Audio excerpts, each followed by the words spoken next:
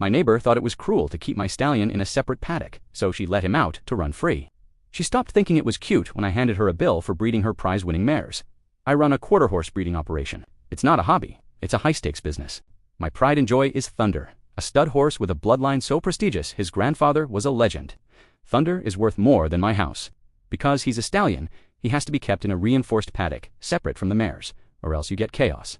My neighbor Jessica owns the farm next door. She raises fragile, high-strung dressage horses that look like they're made of porcelain. Jessica is one of those people who anthropomorphizes animals. She'd lean over the fence and tell me, Thunder looked lonely and sad all by himself. I explained repeatedly that stallions are aggressive and territorial, and he was separated for everyone's safety, including his own. One Sunday afternoon, I went into town for supplies. When I came back, my stomach dropped. The heavy steel gate to the stallion paddock was wide open. Thunder was gone. I found him in Jessica's pasture. He wasn't lonely anymore. He was having the time of his life running with Jessica's 3 prize-winning registered warm-blood mares. I ran over, panicked. Jessica was standing on her porch, smiling. I just couldn't stand it anymore, she called out. I led him over to play. Look how happy they are.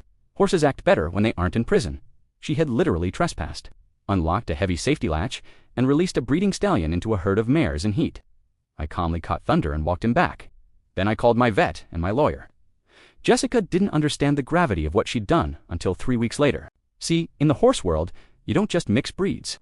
Her mares were valued at $100,000 each because of their specific bloodlines, by letting a quarter horse breed with them. She hadn't just created mutts, she had voided their breeding contracts for the year, but the law in our state is very specific about livestock, trespass, and breeding rights. If you knowingly allow a male animal access to females, you are liable for the service.